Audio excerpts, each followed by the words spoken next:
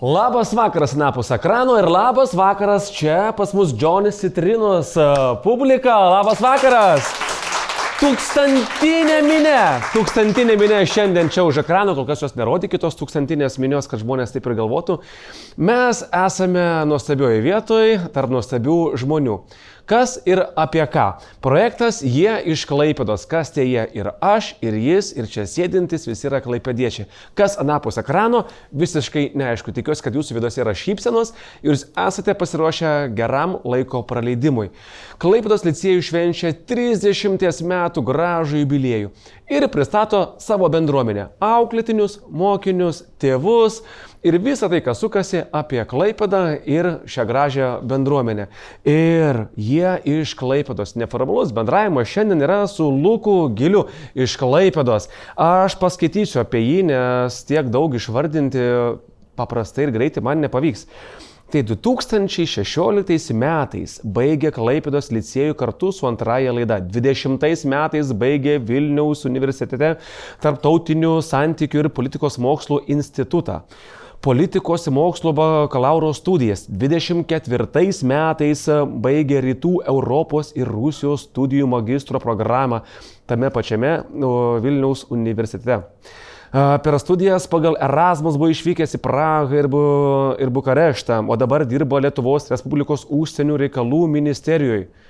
Nu, fainas tas mūsų absolventas Lukas Gilys. Lukai, labas. Labas. Tu man paaiškink dabar. Ar aš viską teisingai apie tave pasakiau? Aš dar gal praleidau čia, kad dar pirmininkavai ES tarybos grupiai. Pirmininkavau, kai man buvo 15, 2013 metais, nes tada vienintelį kartą Lietuva iki šiol pirmininkavo, o šiaip dabar tai iš tikrųjų pirmininkausim dar 2027-aisiais. Tai tu toks truputį pirmininkas esi? Aš pirmininkas nesu, bet esu pilietis valstybės, kuri yra pirmininkaujanti jau gana greitai. O šiaip pats ne, nu kam, pasidalinkim to pirmininkavimu su visais žmonėms, su lietuviais. Labai jau diplomatiškai kalbi. Toks mano darbas, tokios mano pareigos. Aš dabar turiu kažkiek dar to tokio pereinamojo įsivažiavimo, gal pokalbio gale jau bus, taip sakant, palaida bala. Tai gerai, tai kas tu toks? Aš esu, jeigu trumpai reiktų apibūtinti, kas aš esu, aš manau, kad aš esu... Sūnus, ne? Jeigu trumpai. Sūnus, pilietis, ne tėvas ir ne kažkoks, nežinau, tiesiog tokia skrajojanti siela, kuri kartu yra ir labai statiška, nes esu jautis, bet sakyčiau taip, kaip žmogus esu skrajojantis, bet kaip jautis, tai atvirkščiai atsiprašau, kaip žmogus tai esu gana statiškas, bet kaip jautis tai net labai skrajojantis. Todėl, kad man visko negana, žiūrėkit, buvau nuėjęs į žurnalistiką 2 metais, nepritapau. Gal pritapau, gal man tik pasirodė taip. Dabar diplomatinė tarnyba, kas toliau, būsiu ar nebūsiu, laiko klausimas. O šiaip man norisi ir tos miestus kitus matyti ir va dabar Klaipėda, Vilnius, užsienis, kur dar nuves, kas čia žino. Siekiu daug, bet taip sakant, kaip jautis. Aš dabar galvoju, ar aš čia reikalingas tam pokalbėje, nes uždaviau galvoju tokį reikalingas, nes aš galiu čia iki vidurnakčio. Nu tai matau, kad tikrai baigęs politikos mokslus ir ne vienus, bet pradėkime nuo pačios pradžios, tu iš Klaipėdos. Taip. Dabar Vilniui. Baigei licėjų 16 metais. O man kaip tėčiui, kuris veda dukrą į licėjų, labai rūpi, papasakok. Nu, kas tas licėjus? Licėjus nuo tada, kai aš jame atsiradau, iki 2016 metų, tai neįmanoma atskirti, kiek jis yra pasikeitęs. Ir turbūt nuo 2016 iki dabar dar panašiai jis pasikeitė. Tai aš tuos licėjus esu matęs skirtingus, mano galvoje vieno licėjaus nėra. Tai irgi, kas man yra licėjus visų pirma, tai yra, būkime atviri, geriausia mokykla Klaipėdai, o jeigu išsiplėtojus, tai vieta, kuri tiesiog netrukdo žmogui tobulėti. Ji netrukdo, ji pamato, koks tas žmogus gali būti, šiek tiek paskatina, aišku, patys mūrai, pastatai to nedaro, tai mokytojai daro, bendruomenė, bet pastumia tą tinkamą kryptimį ir leidžia tam žmogui, taip sakant, išeiti kažkur kitur į tą pasaulį. Aš mačiau, pakalbėkim nediplomatiškai, gerai? Nu, atsimink, licėjus, aš galiu apie savo pirmą dieną papasakoti. O, čia jau įdomu. Šiaip aš pirmos savo dienos neatsimenu, nes aš buvau šeštadieniniai mokykloje. Jeigu jūs pažįstat tokio amžiaus vaikų, turite anūkų, vaikų, giminaičių, kokie, tokio amžiaus, kokio aš buvau, kai atėjau šeštadieninę, nu tai juos dar žmonėm galima vadinti tik dėl to, kad pasus turi. O šiaip iš tikrųjų, tai dėl to aš nieko ir neatsimenu. Šiaip aš 4 metų pradėjau eiti į paruošiamąją klasę, taip jos niekas nevadino, visi sakėm, kad nulinukai esam. Mažas pastatas, dalis pastato Kretingos gatvėje, jokio remonto, mažas pastatas, graži idėja, 3 ar 4 klasės pradinės, kažkokia tai tokia glausta bendruomenė, po 10 vaikų klasėje ar po 15. Ir mes niekas visi nežinom, mažas tas licėjus, baigsim licėjų, kur toliau eisim. Teko gimti tokiu vaiku, tai kur visas pradinės klasės galvojau, ne pradinės jau buvo iki 8 atsiradę, bet tada galvojau, o kur aš po 8 į kokią gimnaziją, bet kaip nesibaigė tas licėjus, taip nesibaigė. 9 klasė, 10 klasė, 11, 12. Nepaleido manęs licėjus. Tai iš tikrųjų labai keistų laikų aš tenai augau, mačiau tą mokyklą, kuri kiekvienais metais išaugdavo po 1 klase, mačiau didžiausius vargus vadovybės mokyklos veide, nes kabinetų kažkur reikia gauti toms klasėms, kurios vis atsiranda, statybos niekada nesibaigiančios, pastoliai per anglų pamokas, kuriais statybininkai vaikšto. Man tai yra visų pirma licėjus, kalbant apie jauseną, apie tai, ką aš jaučiu, bet mūsų reikėjo, mes turėjome, taip sakant, tuose statybose būti tam, kad dabartinės kartos galėtų moderniame licėjuje augti ir patirti tai, ko gal mes nepatyrėm. Tai dabar modulinės klasės, visur išmanus Klaipėdos konteinerių terminalas kieme licėjaus. Taip, robotai aptarnauja mokinius, viskas išmanu. Ne, čia jau hiperbolizuoju. Bet čia gal kitiem mokslo metam. Idėja, gal idėja, jo. Tai gerai, papasakok, kas buvo, tarkim, ką atsimeni blogo arba ką gerą atsimeni. Ką gerą tai čia pripasakosiu labai daug. Atsimink, tarkim, aš šiandien dukrą pasiėmiau iš solfedžio, tai vis apsiverkusi buvo. Nekenčiu solfedžio. O to buvo dalykų, kurių tu nekenti, kas tau nepatiko arba tokia emocija, kad tas ne mano tema yra. Nieko originalaus nepasakysiu. Tai pradedant nuo pradinių klasių nepatiko šokių pamokos.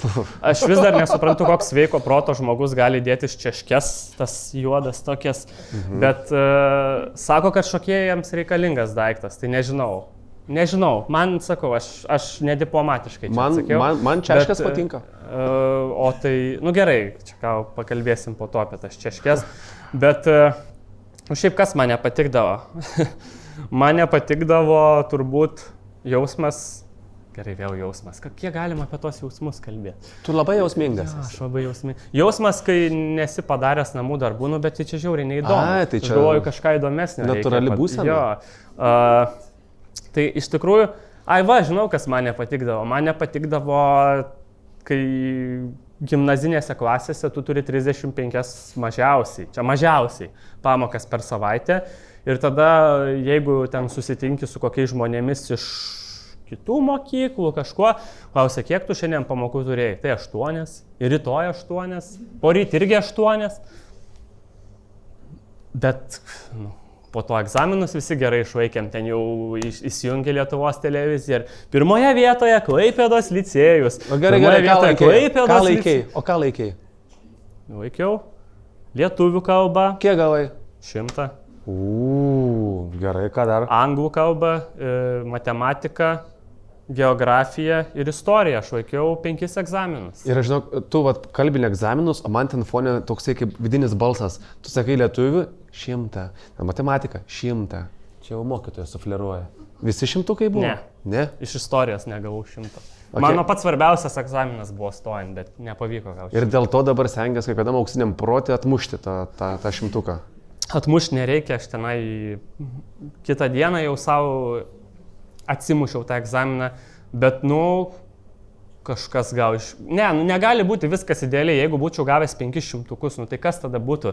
Aš tada įsivaizduočiau, kad esu labai protingas. Ateičiau tą universitetą, vaikščiočiau pasistiebęs, žiūrėčiau visus iš aukšto, o dabar gavau iš istorijos 95, tai mane privertė susimąstyti. Nereikėjo perlaikyti? Ne. Nereikėjo. Istorijos mokytojas Pamparas sakė, kad neperlaikyk, nes gali gauti tada... Ar Pamparas patenka į tavo 5 mėgstamiausių mokytojų? Visada. Visada? Taip. Į 3? Taip. Į 2? Neatsakyk, direktorė stebi. Geresnė diena patenka. Prastesnė galbūt ne. Nuo mano jausmų priklauso. O tu irgi buvai tas, kuris pertraukos metu į prekybos centrą? Ar valgydavai tenais? Aš beveik visada valgydavau valgykloj. Šiaip kuo esi vyresnis, tuo labiau supranti, kad valgykla turėti bet kur yra privilegija. Taip. Kai užsienio reikalų ministerijoje atsidarė valgykla, tai tokios eilės bazavosi, kad čia buvo geriausia diena žmonių gyvenime, toks jausmas ministerijoje.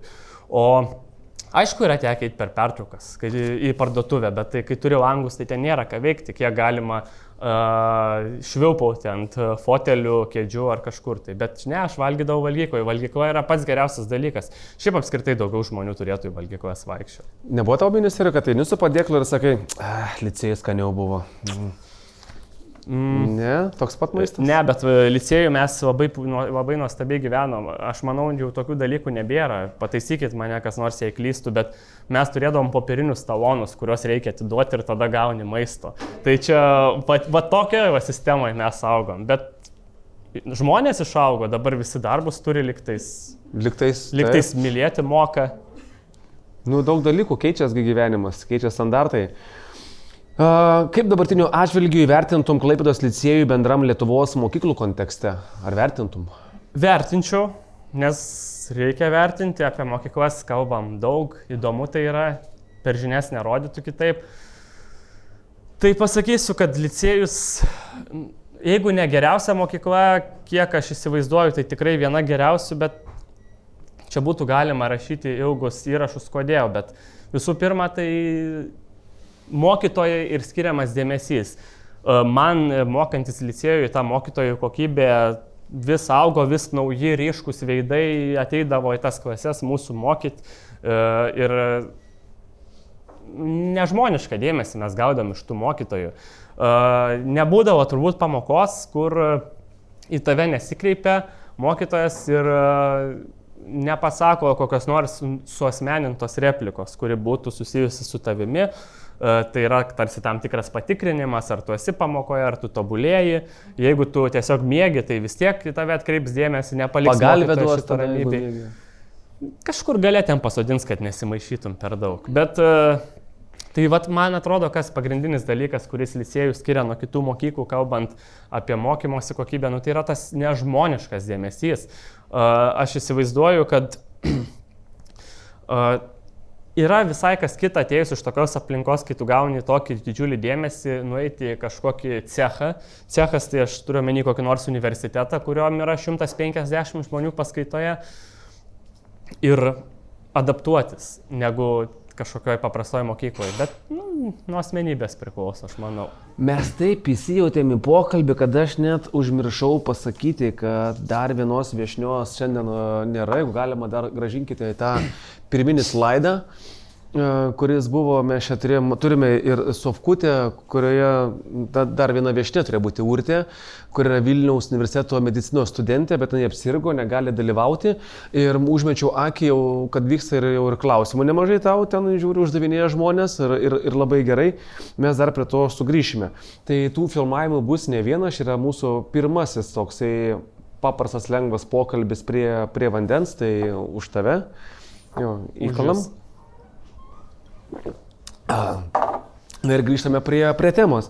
Būreliai, veiklos. Aš tai dukrą atvežu apie 7 ir tada jinai grįžta apie 5. Būreliai yra geras būdas tėvams užimti vaikus, kitaip jų neegzistuotų. Aš lankiau įvairių dalykų per savo neilgą moksleivišką karjerą. Esu lankęs futbolą, esu lankęs šachmatus, šachmatus gal reikia sakyti, nežinau, iš tikrųjų. Bet mano turbūt didžiąją dalį laiko užėmė nuo 1 iki 8 klasės muzikos mokykla. Aš esu baigęs muzikos mokyklą, esu diplomuotas vumsdelininkas, grojau vumsdeliu ir esu grojęs liaudies instrumentų orkestre. Bet kaip jau būna žmonėms, kurie nuo vaikystės yra labai veiklus, labai užimti, kai aš baigiau muzikos mokyklą, man buvo 14 ir aš tada pasakiau, kad viskas, aš daugiau būrelių nebelankysiu. Man nebereikia, aš noriu turėti laisvo laiko, bet, kaip, licėjus tai man to visiškai neleido. Aš ir olimpiadose pradėjau dalyvauti ir ruoštis papildomai ir mokytis ten taip toliau, bet jau buvo, man gimnazijoje nebuvo sunku. Aš buvau pratęs prie muzikos mokyklos, kad tu grįžti namo, pabūni maksimaliai valandą ir tu jau į autobusą ir iki vakaro tenai 4 kartus per savaitę. Tai man gimnazija buvo vienas lengviausių laikotarpių. O pačiam licėjui, kokiom veiklom pats užsiėmei? Kokie ten būreliai? Pačiame licėjuje, kas man labiausiai įstrigo, turbūt tai šachmatai. Aš labai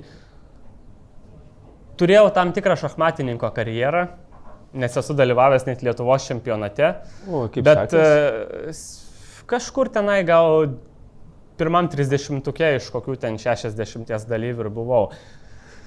Bet žinot, kaip yra su visų sportu, kai pradeda jau skaudėti kelius, kai pradeda jau nebelaikyti meniskai visokie tenai. Žaidžiant šachmatus. Taip, tai kai jau pradeda smegenyse šiek tiek tie, kas ten, iš smegenų žievė šiek tiek uždegimą patirti, tai nusprendi, kad laikas baigti karjerą. Tai arba tiesiog, kai nusprendi, kad nepasieksi tam tikro lygio, kai matai, kad tavo bendramžiai galbūt bus Magnuso Carlseno lygio, o tu nebūsi, tai ir baigi karjerą. Bet aš šachmatus myliu iki šiol. Aš, pavyzdžiui, nežinau, kad dabar vyksta pasaulio čempionatas ir kad dabar rezultatas yra 2-2 ar 3-3 likus 2 partijoms pagrindinėme etape. Čia šiandien? Šį mėnesį. O Dieve, kiek tu daug visko žinai. O vykdavo, tarkim, mano dukra dažnai keliauja irgi su licėjum. O tavo laikais ar buvo kelionės jau? Buvau ir kelionėse, šiaip ne tik Lietuvoje, bet ir užsienyje. Kai man buvo vos 10, mes Stokholme buvome. Tuo metu geografijos mokytoja Danguolė Benetienė organizavo. Linkėjimai. Labai dėkingas esu už tai, kad parodė pasaulio šiek tiek. Kai buvau 16, ar 15 gal, žodžiu, gimnaziniais vaikais, tai mes dar vieną kruizą plaukėm, tai teko į užsienį patirti šiek tiek. O šiaip ir Lietuvoje, pradedant viskas nuo Vilniaus iki Kauno, iki Molėtų observatorijos ir sakykime, tų ekskursijų buvo ir daugiau ir ten pamokų metu iki Mažosios Lietuvos istorijos muziejaus, sakykime. Imdavau viską beveik. Duodavo? Duodavo. Licėjus duoda, taip sakant, svarbu tik pasinaudoti visom teikiamom galimybėm. Nežinau, kiek tai prisidėjo, bet kažkiek tas man kelionės labai svarbu iki šiol. Aš nenustykstu vietoje, man reikia naujas vietas pamatyti. Gal kažkiek ir davė tos ekskursijos, kas ten žino, būčiau vien prie kompiuterio sėdėjęs. Gal nebūtų taip įdomu dabar buvę tiek daug matyti pasaulio. Prieš 8 metus baigėjai mokslus, daug studijų turėjai. Yra laiko bendrauti su klasiokais? Norėtųsi daugiau. Čia turbūt man kiekvienas, kas yra baigęs mokyklą, pritartų dėl šito, kad labai sunku yra palaikyti tą ryšį, kai visų, sakykime, kai vargiai susidaro koncentriniai apskritimai iš lokacijų, kur gyvena tu ir tavo klasiokai ten. Gal Vilniuje ten kažkokia didesnė sąjunga tokia susidaro, daug kas iš visų užsienyje, kai kas gal čia likę vienas kitas. Ir iš tikrųjų sudėtinga, bet studijų laikotarpis atneša naują bazę draugų, darbas atneša dar kažkokią bazę draugų. Patirtis kažkokios savanorystės, studijos užsienyje, dar viena bazė draugų. Spėktų visiems skirti laiko, kai nori būti doras vyras, kaip sakoma. Tai doras vyrė, pakalbėkime apie studijas dabar. Taip, galim drąsiai. Čia vos jau perskaityti. Tai ką tu baigi ir kodėl? Kodėl pasirinkai būtent tokius mokslus, politikos? Labai konkreti istorija, kodėl. Aš studijavęs gimnazijoje nežinojau, ką aš tiksliai veiksiu. Aš taip maždaug žinojau, kas man patinka, bet tikrai nežinojau, kad tai gali kažkokius mokslus išvirsti. Bet TSPMI, Tarptautinių santykių ir politikos mokslų institutas Vilniaus universitete pas mane atėjo organiškai. Visų pirma, turėjau 2 vyresnius draugus, kurie ten studijavo tuo metu. Ir nepaisant to, aš vis dar nežinojau, kad aš ten tikrai noriu.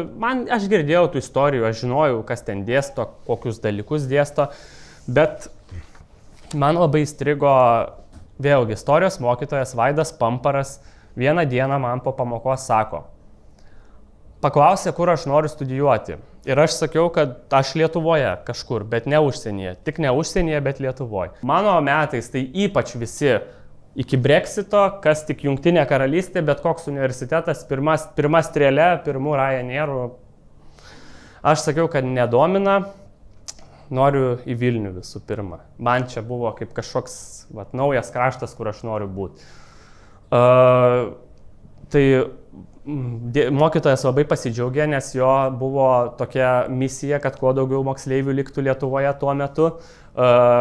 Ir aš jam iš esmės iš dabartinės perspektyvos žiūrint kažkiek pritariu, bet jis man pasiūlė, sako, su tuo, ką tu moki, koks tu esi, sako, tik tai Tarptautinių santykių institutas. Aš sakau, oho, nu gerai, nieko aš per daug nebepermaščiau, savo kažką bandžiau apgauti, kad tenai, oi, gal dar kažkur kitur čia stosiu, bet ne, iš tikrųjų tai užsipildžiau tą TSPMI ir nekarto nepasigailėjau daugiau. Tai va, tai tokia paprasta istorija. O vėliau jau kalbant apie magistrą, tai viskas iš inercijos. Baigiau bakalaurą, likau ten pat, nes norėjau dar pabūti institucijoje. Tai palauk, kalbant apie magistrą, Rytų Europos ir Rusijos studijas. Taip. Papasakok plačiau. Vėlgi, čia jau nieko romantiško nėra. Jau čia turėjau bakalauro romantišką istoriją, kai pasakiau apie mokytojas, kad parekomendavo. Čia nieko nebuvo. Tiesiog baigiau universitetą, žinojau, kad reikia toliau studijuoti. Įstojau į programą, kuri man pasirodė įdomiausia ir jinai beje buvo angliškai, galvojau, bus iššūkis, nuėjau. Aišku, studijos, kaip žinot, Lietuvoje magistro trunka 2 metus, man truko 4. 4? Pasinaudojau galimybėm. Pabuvau Erasmusą, grįžau, neskubėjau rašyti magistrinio. Palauk. Erasmus čia kur sakiau, ar ne? Taip. Čia buvo išvykęs. Įsidarbinau, neskubėjau rašyti magistrinio. Pamačiau, kad jau reikia, parašiau magistrinį. Paprasta, visiškai. Ne, nu, aišku, buvo sudėtinga. Tu paprastas žmogus. Aš kartais paprastesnis nei atrodo. Tu tikrai labai paprastai apie viską. Kaip manai, kas vyksta šiuo metu su Rusija, nes tavo mokslas šiek tiek susiję yra. Tu kaip diplomatas papasakok dabar man, kas čia vyksta? Gerai, tai biškai atveriam naujus klodus. Nu kas vyksta? Yra valstybė, didelė valstybė, didžiausia pagal plotą pasaulyje. Patinka mums ar nepatinka. Ir čia jau atsiranda tarptautinių santykių teorijos. Jeigu mes imtumėm kokią nors seną Huntingtono teoriją, tai paaiškinimas būtų paprastas. Yra Europos civilizacija, vakarų plačiaja prasme, yra Rusijos civilizacija. Civilizacijos negali tarpusavį sutarti ir jos kertasi. Anksčiau ar vėliau ateina kažkoks konfliktas. Jeigu kalbėsime apie kitas teorijas, tai viskas yra gerokai sudėtingiau. Tai yra kažkokia liberalioji demokratija, sistema, kurią mes dabar gyvenam nuo Sovietų Sąjungos griūties. Ir jinai kažkiek eižėja, nepaisant to, kad mes čia labai stengiamės, labai daug dirbam, o taip yra dėl to, kad tiesiog yra visada lengviau būti agresyviam, lengviau kažkiek, kai ta valdžia tau su nieko nereikia dalintis, kai nereikia užtikrinti, tarkim, valdžios perėjimo. Ir nori ar to nenori, to šalis, kurios nėra demokratiškos, jos turi kažkokį pranašumą. Demokratiškoms šalims reikia labai sunkiai ir daug dirbti tam, kad būtų tos autoritarinės valstybės atremtos.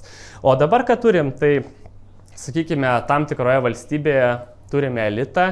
Elitas yra įsisenėjęs ir dėl įvairių gilių, tokių kaip ir mesianistinių priežasčių, jisai patapęs agresyvus. Ir dabar turim tokią situaciją, kad jisai visų pirma užstrigo Ukrainoje ir mes dėl to labai remiame Ukrainą, todėl kad... Dėl to ir su džemperiu? Visi puikiai, dovana kolegų linkėjimai iš LRT, man išėjus iš darbo padovanojo tuo metu. Tai Slava herojam. Herojams slava, tai situacija yra labai paprasta. Agresorius eina tolyn. Ir ne viskas taip paprasta. Rusija irgi yra labai spalvinga valstybė. Tiesiog realybė yra tokia, kad visi resursai yra sumesti iš valdžios į tą karą. Nu ir dėl to visa tai, kas tenai yra giliai toje šalyje, tampa kiek mažiau svarbu. Tai kas jos laukia? Žinant, kokia yra istorija, tai visų režimų anksčiau ar vėliau laukia pabaiga. Nepaisant to, kokie jie yra. Net ir demokratiniams režimams kažkada ateina pabaiga.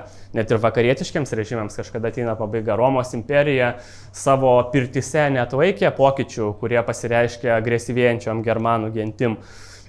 Bet, jeigu aš visada šituo klausimu išlieku optimistas, man kitaip gyventi tiesiog būtų per sudėtinga.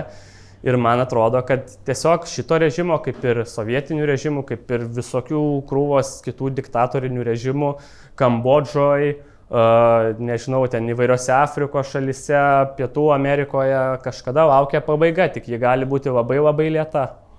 Pamparas sėdi napus ekrano, geria savo arbatą ir sako, mano vaiks. Tikrai istorijos žinios gan gilios yra. Geriausias ir blogiausias prisiminimas iš studijų metų.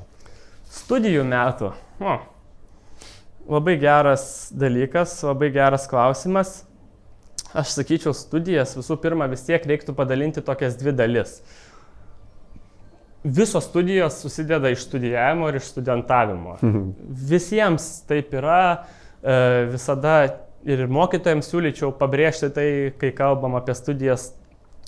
Tai kalbant apie geriausius atsiminimus, turbūt reikia daryti tą tokią atskirtį.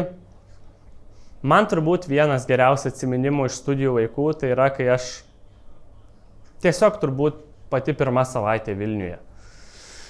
Kai aš atvažiavau didelėm plačiai atmerktom akim, mano mintis žinutė išsakyta savo buvo aiški. Nuo šiol aš būsiu visur, aš eisiu visur ir dalyvausiu visur. Todėl, kad kitaip aš atvažiavęs vienas per 311 km automagistraliniu keliu A1 pražūsiu paprasčiausiai. Todėl, kad tokių kaip aš, sakykime, protingų, gabių galbūt, yra krūva, labai daug iš visos Lietuvos, visi kažką veikia. Tai mano misija buvo dalyvauti visur. Bet ta pati rugsėjo 1, kur TSPMI buvo nesvietiškai gerai pasiruošę. Mes ėjom į eiseną su plakatais, rėkavom per visą Vilnių, kad spalio 9, tais metais, 16 vyko Seimo rinkimai, spalio 9 eik į rinkimus. Politika, Šiaip labai juokingai skamba, nes tiesiog palaikai politiką, ką tai iš viso reiškia. Bet mūsų programa politikos mokslai vadinosi. Tai balsuok už pirmakursius. Iš viso dar yra arogantiška skanduoti rugsėjo 1 eisenos kelią valdžiai. TSPMI visada šitą skanduoja kelią valdžiai. Čia labai juokinga, kai 18-mečiai tai daro. Bet iš tikrųjų, tai va ta visa diena, kai aš susipažinau su 100 naujų žmonių ir mes kitą antradienį ar pirmadienį susitikom paskaitose, tos visos naujos pažintys, visos išvykos tenai. Išvykos kur? Išvykos į turėjom bendrabučio orientacinės kambarius. Trakose, turėjom bendrabutyje yra tekę lankytis ir ne viename. Ir man tiesiog tai yra gal net ženkliai svarbiau nei visos studijos. Man tai padarė mane tokiu kaip ir žmogumi. Kosmopolitiniu lietuviu, sakykim taip. O studijos tai buvo fantastiškas. Nežinau, man turbūt pats blogiausias prisiminimas tai yra neišvengiamai 4 kursas. Pats blogiausias prisiminimas 4 kursas, kadangi aš mokiausi 2019-2020 metais. Visi žinome, kas prasidėjo Lietuvoje 2020-aisiais maždaug kovo mėnesį. Ir mes užsidarėme, mūsų paskaitos absoliučiai nevyko. Mane paveikė kiek mažiau nei kitus, todėl kad aš jau buvau 4 kursis. 4 kurso 2 semestras atrodo taip, kad tu tik rašai bakalauro darbą. Tau paskaitų nebėra. Nu tai ką, aš važiavau namo, aišku, pas mamą, kaip ten sakoma, visi ten išsigandę, kad valgyt ko neturės. Nu tai ką, sėdim.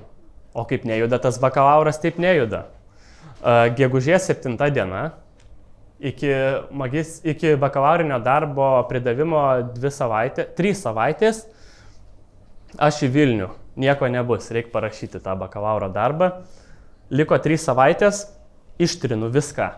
Ištrinu absoliučiai viską, ką turėjau, nes tai neturi jokios prasmės. Skaitau ir suprantu, kad nesąmonė. Tai turbūt viena blogiausia. Apie ką rašai?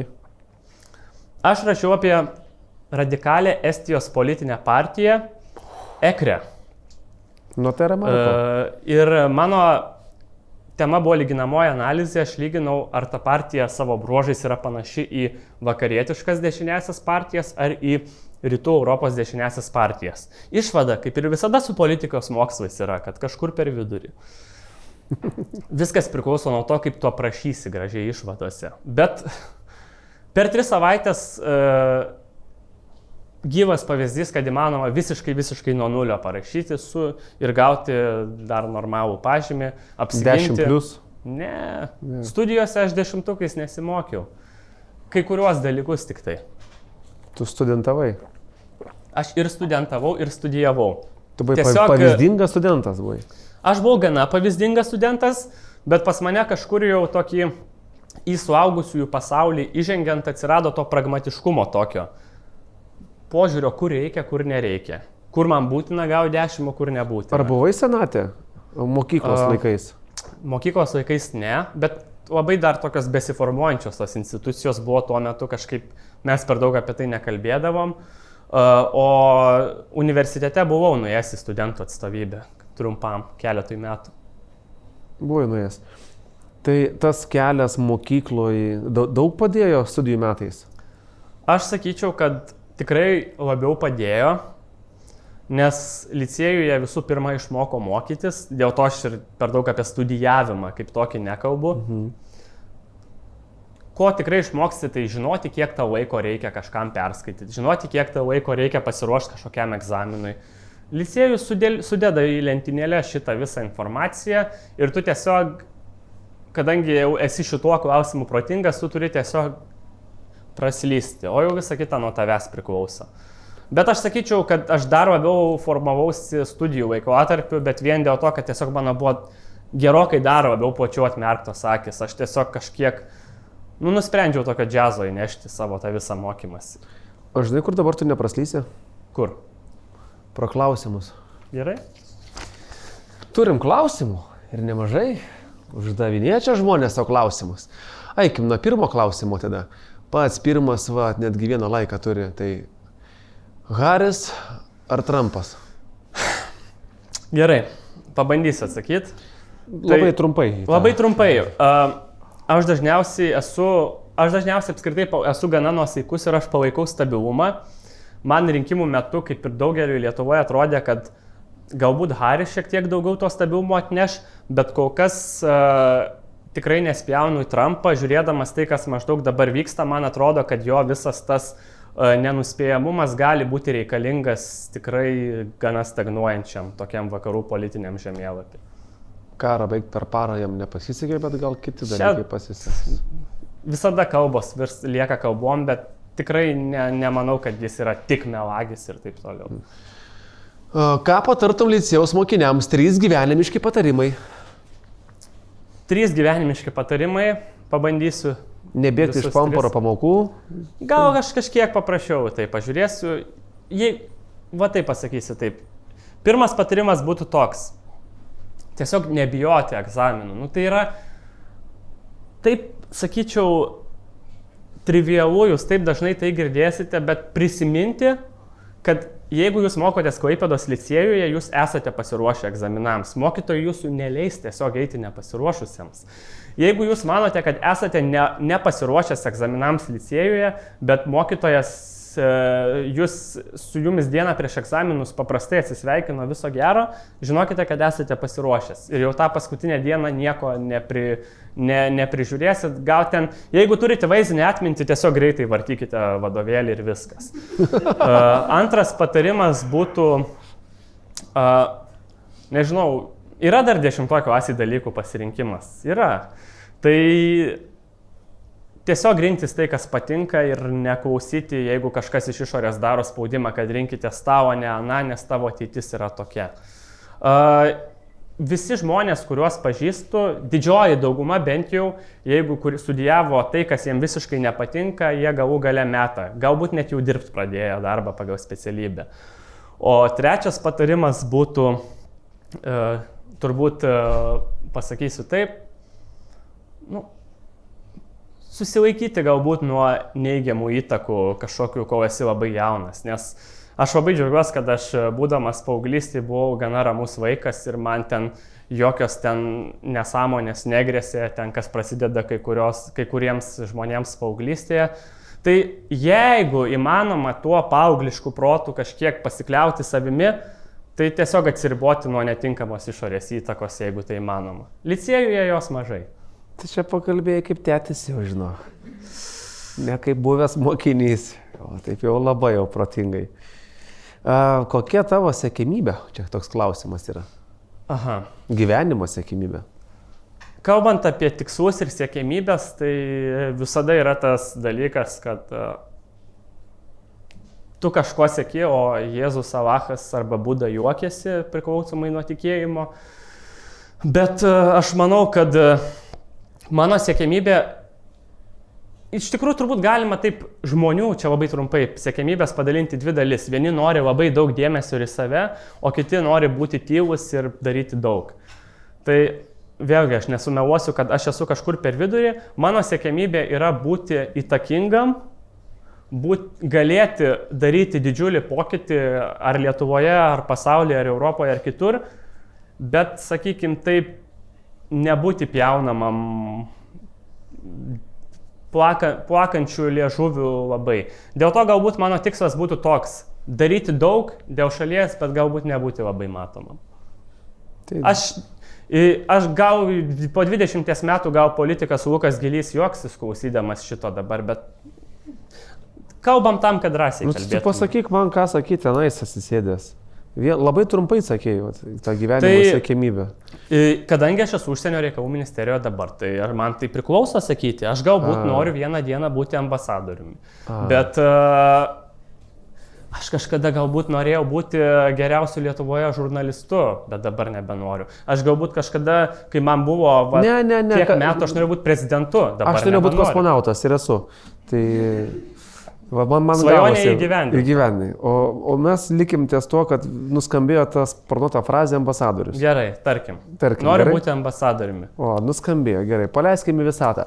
Ir grįžkim prie klausimų. Vienas žodis, kuris apibūdina licėjų. Vienas žodis, kuris apibūdina licėjų. Sako, kad kai pakartoji tą patį, greičiau mintis ateina. Sakyčiau, akademija. Čia jau taip platoniškai. O, gražiai tu čia. Mano dukra būtų pasakius pertrauką. Ne, iš tikrųjų viskas iš antikos ateina. Ne tai, kad mes čia sėdim, ateina kažkokiu tai principų iš antikos, nes taip jau Europa augo. Labiausiai įstrigusi mokytojo frazė. Eik lauk.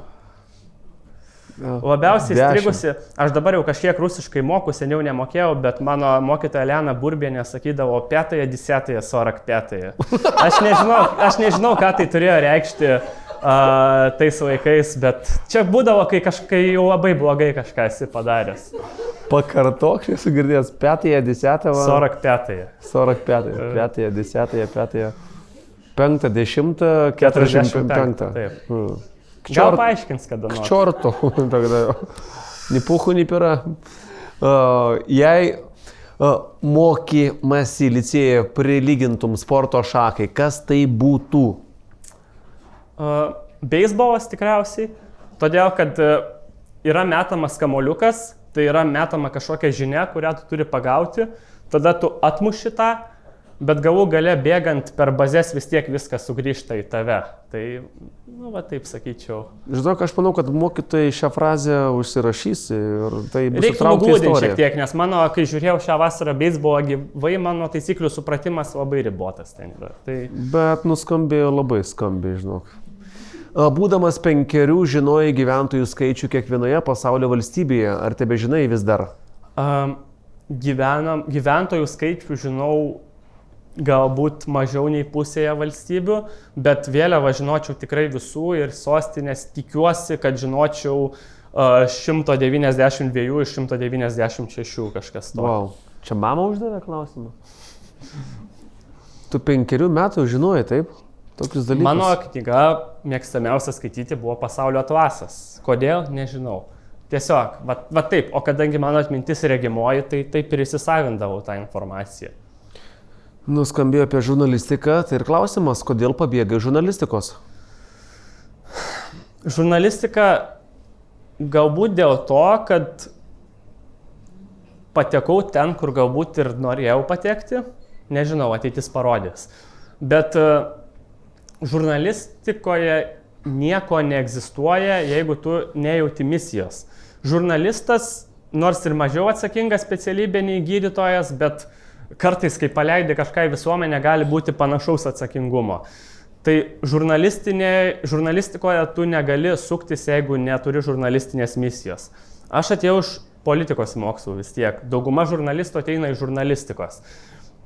Ir aš matau, kiek tiem žmonėms, kurie Lietuvoje dirba žurnalistikoje, yra jos visokios, bet kur aš buvau, LRT tai yra labai aukšto lygio mano nuomonė, kiek tiem žmonėms reiškia istorija, kiek tiem žmonėms reiškia 5 minutėmis anksčiau nei konkurenciniam radijui pranešti kažkokią žinią, kiek tiem žmonėms reiškia pakalbinti tą atvykstantį Lietuvą to šalies vadovą.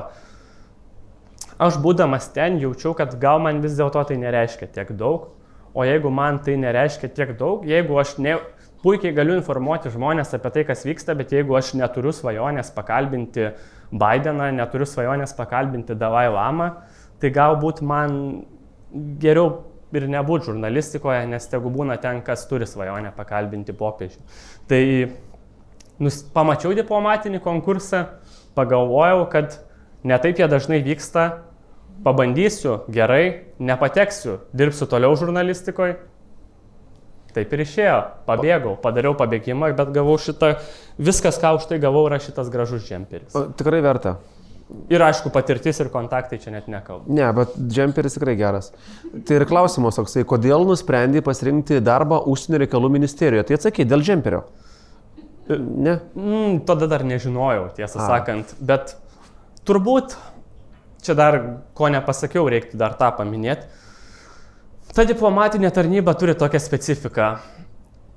Dalį gyvenimo savo tu dirbi Lietuvoje, dalį užsienyje ir tai vis rotuojasi. Mane tai kažkiek gąsdina. Kas kiek laiko rotuoja? Kas 3 metus pagal įstatymą, bet iš tikrųjų tai vyksta dažniausiai kas 3, bet gali būti ir anksčiau, gali būti ir vėliau tenai pagal tam tikras situacijas. Bet tai gąsdina, nes tokiems žmonėms, kurie tai šiandien ten šiaip yra labai sudėtinga gyvenime. Jiems būna sudėtinga asmeninėme gyvenime, jiems būna sudėtinga psichologiškai, būnant toli nuo namų, po to vėl staigiai atgaunant tos namus, vėl būnant toli nuo namų. Kiek mūsų išeivijos autorių, aišku, padėk Dieve, kad mums niekada nebereikėtų jausti to, ką jie jautė, bet tam tikra prasme tai yra susiję. Bet aš pasirinkau vis dėlto tai, kad aš pasižiūrėjau į save, pamačiau, kad man po kažkiek laiko, po poros metų, žurnalistikoje porą metų, man užsimanau kažkokių pokyčių, man patinka tas užsienis, patinka būti kažką veikti prasmingo užsienyje, tai nusprendžiau priimti tą iššūkį savo, būti drąsiam ir tiesiog galimybę augti vienoje institucijoje, kur aš galėčiau, neišeinant iš darbo, vis kažką kardinaliai pakeisti.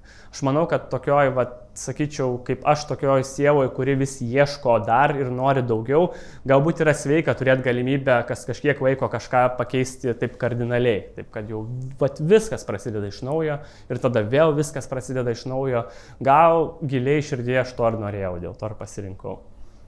Toks atrodo esi užtikrintas ir tavo vertybės, ir tavo siekiai, ir tikslai. Ar visi klasiokai buvo tokie motyvuoti?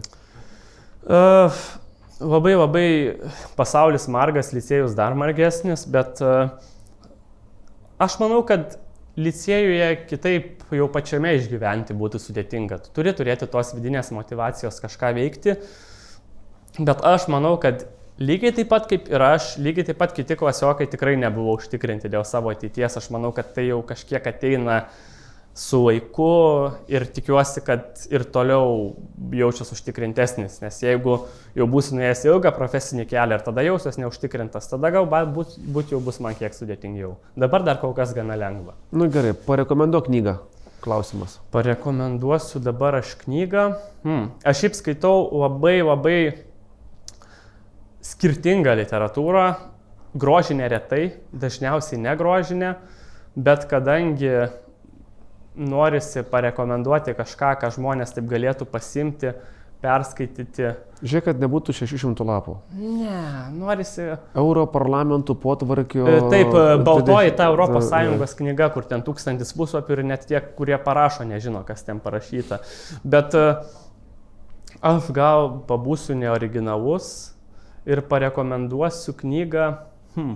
Taip mane čia prigavot. Žinot, kaip čia yra pats dažniausias klausimas, bet pats sunkiausias. Tai gali dar kažko paklausti? O ką dabar skaitai? Aš tarkim Nobelį dabar skaitau, apie Alfredą Nobelį. Šiaip aš dabar skaitau knygą, kurios nerekomenduočiau žmonėms, kurie futbolu nesidomi. Tai aš skaitau knygą Fear and Loathing, Greatest Rivalry in La Liga, tai yra apie mirtiną Madrido Realo ir Barcelonos priešpriešą. Aš skaitau angliškai. Tai va.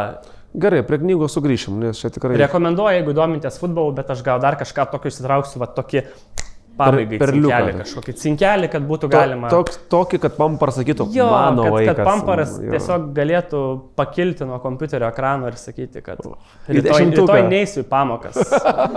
Rytoj skelbiu laisvą pirmadienį.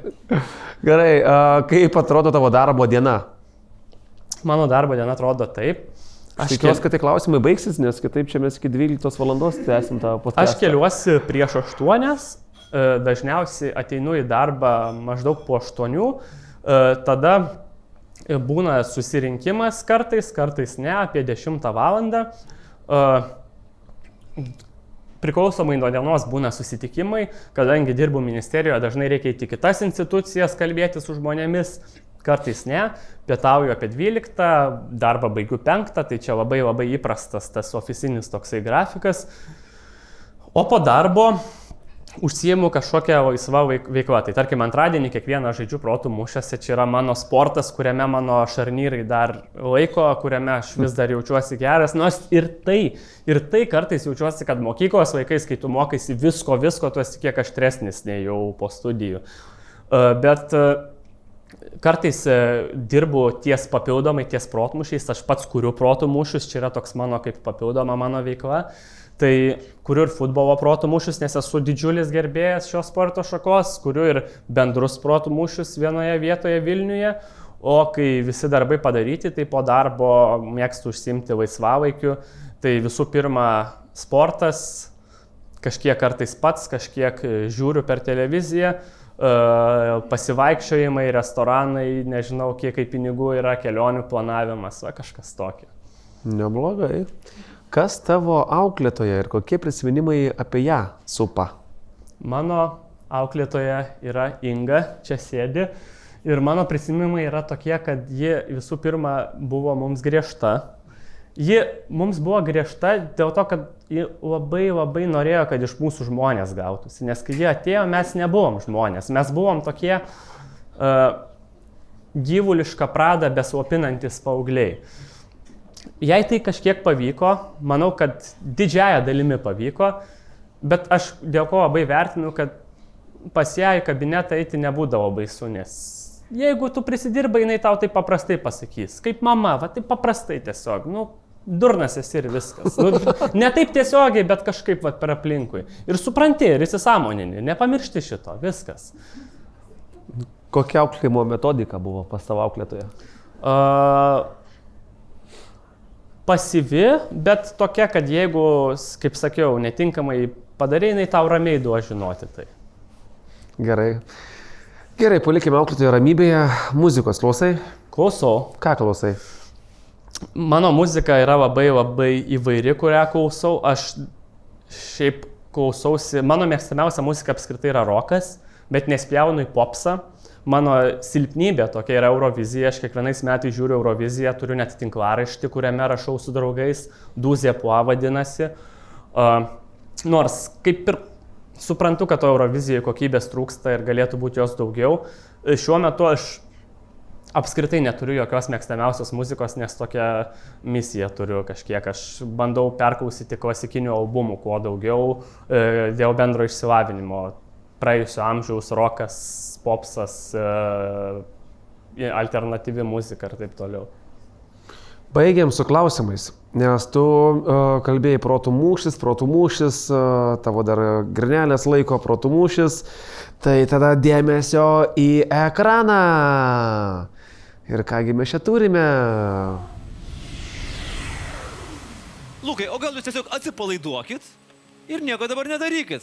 Jeigu Pijus mėgina. Pijus per stiprus žaidėjas, turiu gerbti ir žaisti. Na, kaip čia gerai išsisukot. Dėmesio. Pagal vieną iš šios upės pavadinimo kilmės versiją, jis yra kilęs iš rusiško žodžio, reiškiančio nebylus. Kokia tai upė? Ir Lukas vis tiek aplenkė Pijų ir gali finišuoti ant balto žirgo. Galbūt baigim, tikiuosi to, ko ir pradėjom, tai mūsų Lietuva, kur mes įsigimėm ir tai yra Nemunas. Va, kaip jūs čia gražiai pasakėt. Įsigimėm Lietuvoje ir baigiam lietuviškų klausimų, nes tai yra Nemunas. Sveikinam Luką ir štai tikrai nuoširdus džiaugsmas, Pijau gali sveikinti savo varžovą. Tikrai gražus finalas ir manau, kad niekas negalėtų prieštarauti, kad vertas Lukas pergalės. Kiek kartų dalyvavai auksiniam protė? Šiaip aš dalyvavau kokius 4-5 kartus, bet aš visada laimėdavau bent vieną laidą, tai bendrai eterių kokie 8-9 buvo. Gerai, sugrįžkim tada į eterį. Finalinio etapo kvizas. Pakartokime finalo klausimus ir pažiūrėkime, kaip juos atsakysi dabar. Tai prašom susimti. Ir pirmas klausimas. Bam! Tais metais prasidėjo vadinamasis Kauno pavasaris. Tais metais gimė olimpinis čempionas Virgilijus Alekna. Tais metais baigėsi Vietnamo karas. Tais metais įvyko teroro išpuolis olimpinėse žaidynėse. Ar man dar tęsti? Tai 1972. Plojimai, atsakymas teisingas. Iš tą klausimą nebuvo atsakyta tada. Turėjo būti atsakyta. Mes rinkome klausimus, kurie nebuvo atsakyti. Tęskime toliau. Argentinietis Emilio Palma yra pirmasis žmogus 1978 metais gimęs kur? Antarktidoje. Atsakymas teisingas. Klausimas taip ar ne. Visos baltosios meškos yra kairiarankės. Nežinau, todėl sakau taip. Taip, kartais kairiarankiai, todėl vadinami baltaisiais lokiais. Aš esu su balta maikė ir aš esu kairiarankis. Baltasis lokys. Tai ispanų šokis, prancūzų kompozitoriaus baletas, kodinis amerikiečių karinės operacijos antrojo pasaulinėme kare. Pavadinimas yra... Turėtų būti bolero? Bolero! Aristotelis, negailėdamas suprasti, iš kur šios žuvis atsiranda, pareiškia jog jos atsiranda iš dumblo. Kokios tai žuvis? Šito neatsimenu, tai dabar nežinau. Aleliuja, bent kažko nežinai. Nu va, idealių nėra, tikrai. Idealių nėra. Ir net kvizose irgi nėra. Taip, unguriai. Net nebūčiau atsakęs. Ačiū tau. Ačiū tau. Tu dabar aišku, kad tu esi žmogus. Biologijos nesimokiau. Tu esi žmogus. Gerai, tai vieno didelio miesto meras viešai palaikė marihuanos legalizavimo idėja. Spaudoje buvo pradėta juokauti, kad miestui tada reikėtų grįžti prie savo pirmojo pavadinimo. Koks tai miestas? Tai galbūt naujasis New Yorkas, nes naujasis Amsterdamas. Naujasis Amsterdamas buvo taip ir tai yra New Yorkas. Plojimai. Fantastika, aš manau, kad mes čia galim tęsti ir visi atsakymai bus tikrai teisingi. Dar kokį vieną paimkime, taip ar ne. Teiginys, vasario 16 dieną nepriklausomybės akte nėra žodžio aktas. Taip ar ne? Tebūnie taip. Teisingai. Tai plojimai. Ačiū. ką Lukas nuveikė su laimėtų prizu? Šiaip jis kurį laiką buvo tiesiog gulėjo, bet po to aš nusipirkau kompiuterį, kuris vis dar veikia. Tai buvo visai geras panaudojimas prizo. Atsakymas teisingas, paplojau. Taip. Gerai, paskutiniai klausimai tau, nes čia tikrai galim bendrauti su savim, užduoti vieną klausimą, iš jo kila eilė kitų klausimų tau. Tai paskutinis tada klausimas, o ką palinkėtum Klaipėdos licėjui, tiek mokytojam ir ten esantiem mokiniam? Ir budinčiai dar. Čia irgi neatsiejama dalis, nes tikrai taip negalėjau turėti mokyklos be budinčiųjų.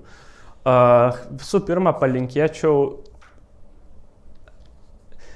Aš turbūt jau tai, kad kažkur esu girdėjęs, nes čia ne mano mintis, bet man įstrigo, aš tikrai nesakysiu, nes nežinau, kas tai tiksliai pasakė, ar čia buvo dar mokykloje ar ne, bet palinkėsiu būti vaikiškiams.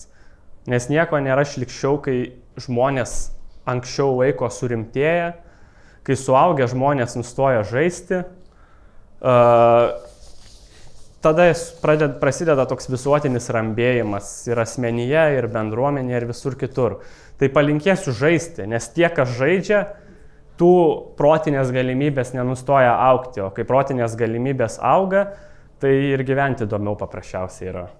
Štai taip Lukas Gilys pasidalino savo patirtimi projekte Jie iš Klaipėdos, kurį pristato Klaipėdos licėjus, kurį švenčia 30 metų sukaktį.